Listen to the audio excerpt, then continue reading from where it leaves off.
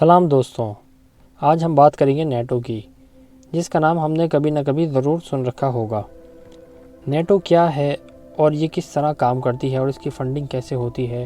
آج ہم اس ویڈیو میں جاننے کی کوشش کریں گے۔ دوستوں، نیٹو کا مطلب ہے نارتھ اٹلانٹک ٹریٹی آرگنائزیشن، جس کا اردو میں مطلب بنتا ہے تنظیم برائے شمالی اٹلانٹک معاہدہ۔ دوسری جنگ عظیم کے بعد جب امریکہ اور یورپ کے ممالک اپنی معیشت کو مستحکم کرنے کی کوشش کر رہے تھے تو اس وقت وہ یہ نہیں چاہتے تھے کہ اپنے آپ کو کسی اور جنگ میں مبتلا کیا جائے۔ اسی کے پیش نظر 1949 میں 12 ممالک نے مل کر، جن میں شامل ہیں US، UK، Canada, France, Belgium, Netherland, Denmark, Luxembourg, Norway, Italy, Portugal اور آئس لینڈ، جنہوں نے مل کر ایک ٹریٹی سائن کی جس میں کسی بھی جنگ میں مل کر مقابلہ کرنا تھا۔ منصوبہ یہ تھا کہ ہم 12 ممالک میں سے کسی ایک پر بھی اگر سوویت یونین یا کوئی اور ملک حملہ کرتا ہے تو وہ حملہ ہم سب پہ سمجھا جائے گا اور پھر جواب میں ہم سب 12 ممالک مل کر اس پہ حملہ کریں گے۔ اور نیٹو کے قیام کے وقت یہ بھی ایگریمنٹ ہوا تھا کہ 12 ممالک اپنی GDP کا 2% نیٹو کو دیں گے، جس سے نیٹو کے اخراجات پورے کیے جائیں گے۔ اس کے ساتھ ساتھ اختیارات کے طور پہ تمام ممالک کو برابری کا درجہ حاصل کیا گیا تھا۔ اور پھر 1955 میں گریس اور ترکی نے بھی نیٹو میں شامل ہونے کا فیصلہ کر لیا اور وقفے سے دوسرے یورپی ممالک بھی نیٹو کا حصہ بننے لگے۔ 1959 میں نیٹو نے ہائی ریٹینشن کو اپنے قانون کا حصہ بنا لیا تھا، جس کا مطلب یہ تھا کہ اگر کوئی ملک نیٹو ممالک میں سے کسی پر بھی حملہ کرتا ہے تو نیٹو اس ملک پر نیوکلیئر حملہ کرنے سے بھی گریز نہیں کرے گا۔ اور پھر 1967 میں نیٹو اپنے قانون میں تھوڑی نرمی لایا اور اسی کے دوران اسپین بھی نیٹو کا حصہ بن گیا۔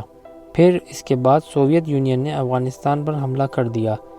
جس کو ہم سوویت افغان وار کے نام سے جانتے ہیں، جس میں US نے پاکستان کی مدد سے سوویت یونین کے ٹکڑے کر دیے، جس کے بعد سوویت یونین کے ممالک بھی نیٹو میں شامل ہونا شروع ہو گئے۔ لیکن جب 9/11 کا واقعہ ہوا تو امریکہ نے تمام نیٹو ممالک کو اس بات پر رضامند کر لیا کہ امریکہ کی سرزمین پر حملہ تمام نیٹو ممالک پر حملہ تصور کیا جائے گا،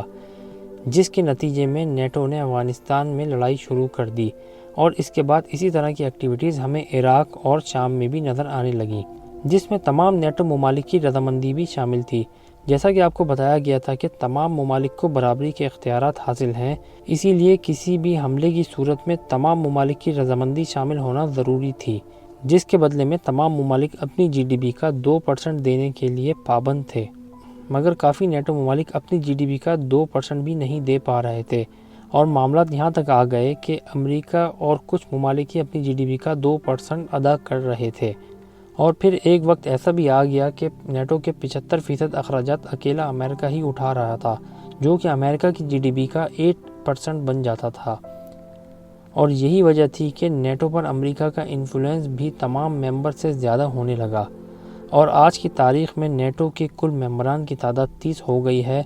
اور یوکرین بھی نیٹو کے ممبر بننے کی کوشش کر رہا ہے، جس کی وجہ سے رشیا نے یوکرین کے اوپر حملہ کر دیا ہے۔ یہ ایک الگ سے ٹاپک ہے، اس پہ ایک الگ سے ویڈیو بنا دیں گے۔ تو دوستوں، نیٹو کے بارے میں آپ کو ہماری یہ ویڈیو کیسی لگی ہمیں کمنٹ کر کے ضرور بتائیے گا، اور ہمارے چینل کو بھی سبسکرائب کر دیں، اور اگر فیس بک پہ دیکھ رہے ہیں تو فالو کر دیں، اور اگلی ویڈیو کس ٹاپک پہ ہونی چاہیے کمنٹ کر کے ضرور بتائیں۔ تب تک کے لیے اللہ حافظ۔